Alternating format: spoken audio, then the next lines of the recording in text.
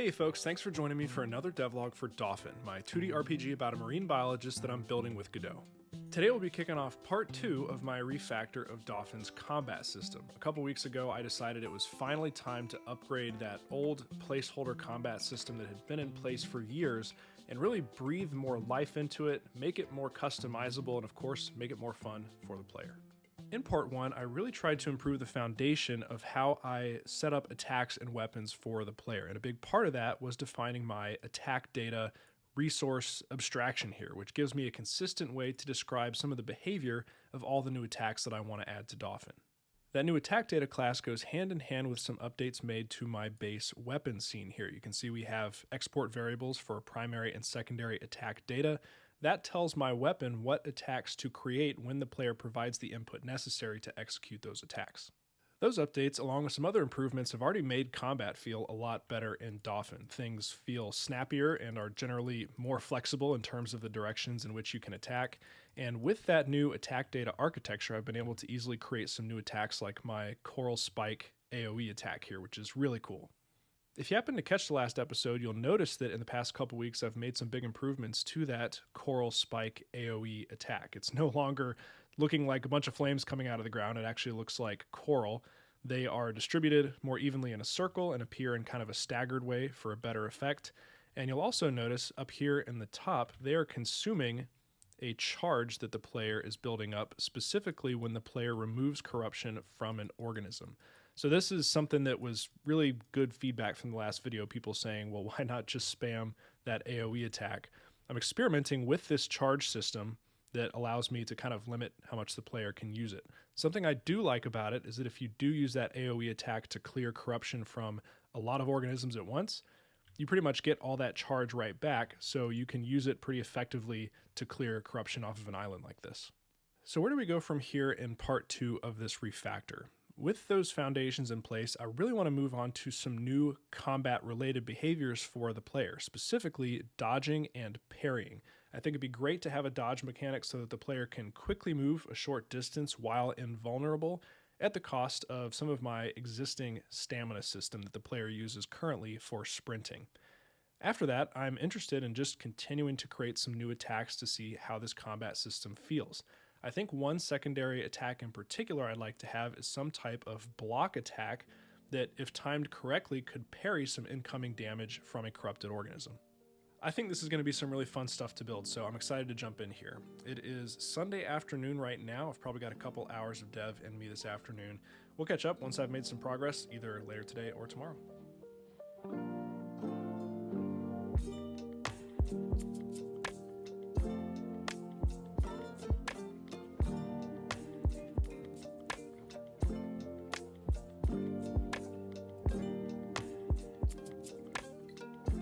Hey folks, quick check-in here on Tuesday morning. I've got a pretty strong foundation set up for the dodge functionality for the player, so I thought we'd take a quick look before I went too much further. I think the correct way to set this up, rather than extending my existing player movement state, was to create a new player dodge state, specifically to encapsulate this functionality. Pretty simple so far. You can see that when we enter this state, the first thing we do is capture input from the player to make sure that we're dodging in the direction that they expect. We trigger the correct animation based on where the player is in the world, so we have different animations for whether we're swimming above water, basically treading on the surface, or if we're diving underwater or just running around in the world. The core dodge functionality comes from just creating a new velocity value for the player here directly when we enter this state. Once we're in the state and physics process is running within the state, we then move that new velocity back down towards 0 to kind of slow the player down after that initial boost of speed for the dodge. Even with just that small setup in the new dodge state, we already have a pretty fun new behavior to play around with here. You can see that when I press Alt to dodge, we kind of scoot in the direction that the player is providing input, and that should work whether we are walking up on land or if we're kind of swimming around here in the water.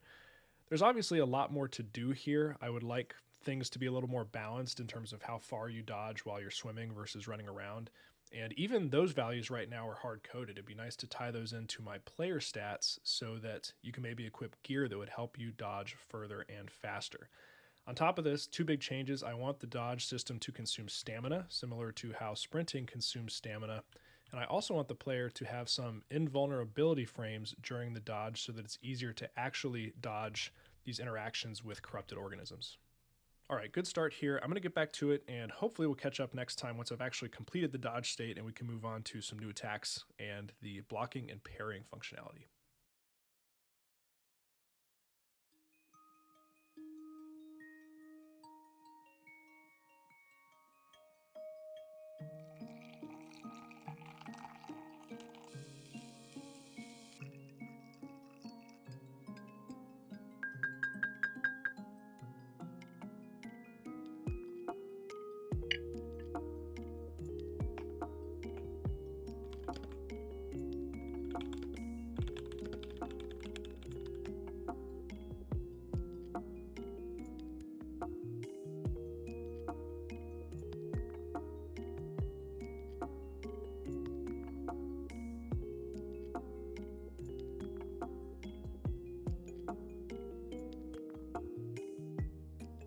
Hey everyone, back on Thursday here. I've had a couple really productive mornings these past couple days, and I think we're kind of at the end of my basic dodge functionality, so let's take a quick look. Nothing is crazy different here in my dodge state than what we saw before. I've really just been putting a coat of polish on things and finishing those last few pieces of functionality. One of those was hooking my dodge state up to my stamina system so that we see that stamina wheel and any stamina we consume when we execute a dodge. My first inclination was to kind of check that stamina once we've entered into the dodge state, but really from a kind of smoothness of gameplay perspective, we really don't want to enter the dodge state at all if we don't have enough stamina to perform a dodge. So what I ended up doing is creating a helper function all the way up at my player class called request dodge. And this is triggered in the player's input handling code when we hit that dodge key. We go ahead and take a look at our stamina controller, which is a child of the player, conveniently here. We request stamina for the dodge, and if we don't have that stamina, we just return here and never transition to the dodge state. Otherwise, we do tell our state machine to go ahead and request the dodge. Apart from that, the other change that I mentioned that I wanted to make was making the player invulnerable for some portion of the dodge. This was very easy to do just by disabling collisions for my player's corruption child node. Now, just as a reminder, everything that's living in Dauphin has one of these corruption nodes, all my organisms and, of course, my player. When these corruption nodes come into contact with each other, that's how corruption spreads in the game. So in practice, this invulnerability really is just disabling collisions for the player's corruption. Once we are completing the dodge at the end of the dodge timer, we can re-enable that. In game here, this really doesn't look too much different than it looked before, apart from the stamina wheel appearing when you execute a dodge. And right now I have the dodge programmed to take up about half of that stamina wheel. So if we try to use a dodge when we do not have enough stamina, you'll see that this wheel now kind of flashes red, which is a new nice little effect here, and it will prevent us from doing the dodge. So just about what you'd expect. With dodging in a good place, I'm ready to move on to my concept of kind of blocking and parrying. And to facilitate that, if you've got a keen eye, you might have already noticed this little circular object down here in my item bar. And this is me just kind of setting up the foundation for a new weapon that will allow us to perform a block and subsequent parry. This is called the soft shell buckler. And as you can see here, we are crafting it from sand crab shell fragments and plastic scraps that we can collect on the beach. So I'm going to keep working on the functionality associated with this buckler, and we'll catch up hopefully soon with a pretty cool new way to deal with attacks in Dauphin.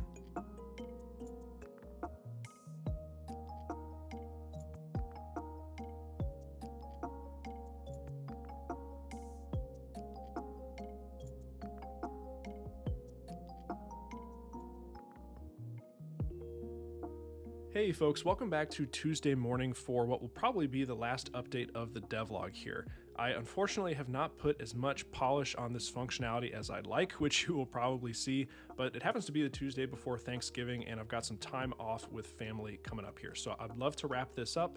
Let's take a look and then we'll chat about how we're going to wrap up the overall combat refactor in part 3. All right, we'll start with the demo here by looking at the two new attacks I've built out for my soft shell buckler weapon. The first of these, which is kind of the left-click primary attack, is really not too important for blocking or parrying. I just wanted to have a nice primary attack for the shield. So I've built something that's meant to be kind of a shield bash. The The animation needs some tweaking, but hopefully it looks a bit like a claw snapping shut and then kind of providing a force push away from the player. So this attack does not deal a ton of damage, but what it does do is provide a bunch of knockback, as you can see with the sand crab here. The intent for this attack is to be primarily defensive in helping to clear out some space around the player. Things get a little more interesting with my secondary right-click attack for this buckler, which is the shell barrier attack. Pretty simple in appearance, just a blue shield that appears around the player, but there's a couple of interesting interactions with the world that take place with this shield. The first of these is that I've opted to have it do 1 point of damage to corrupted organisms. What this means is that you can cast it, and for its duration, you can kind of run through corruption like this and do a little bit of chip damage to corrupted entities. This isn't what I intended when I initially assigned this damage value, but I just thought it was kind of fun, so I left it in. But I'd love to hear your feedback on that interaction. The most important job of this shield while it is active is, of course, to block a portion of incoming damage, and there's a couple different ways we can do that. To test this, I'll go grab one of my newly updated dragonflies who now have a powerful lunge attack here that could do a lot of damage to us. You can see that if I use this shield ahead of the attack from that dragonfly, we're able to negate a portion of incoming damage, which we'll look at in the code, and we also get a little message letting us know that we've executed a block correctly.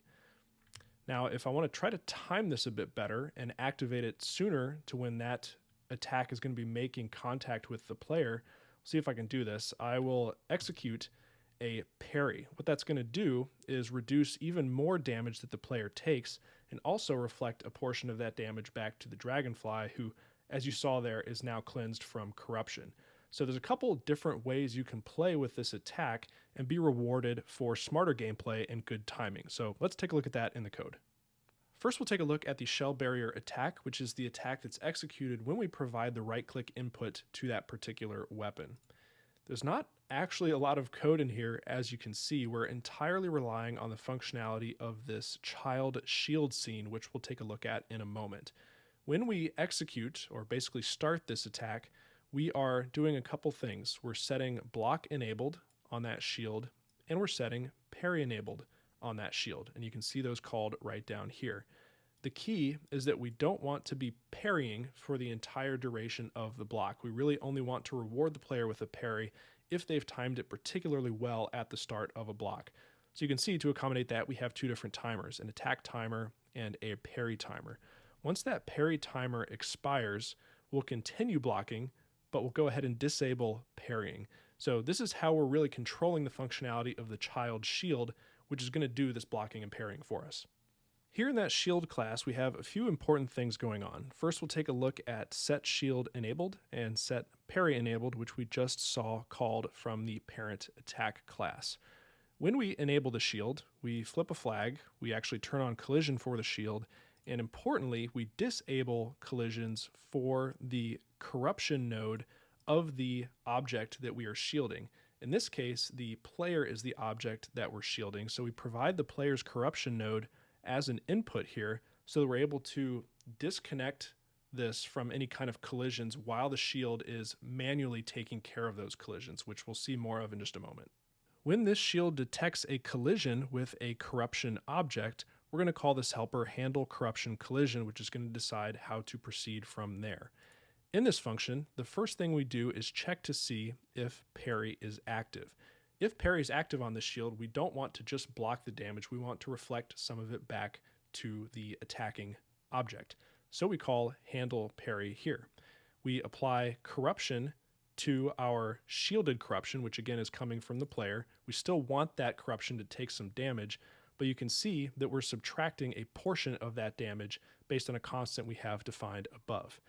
Once we've done that, we want to calculate some parry damage, which is kind of a temporary calculation right now, and apply that back to the corruption that we just interacted with. So that means we're going to reflect this damage back towards the corrupted entity that triggered this collision in the first place.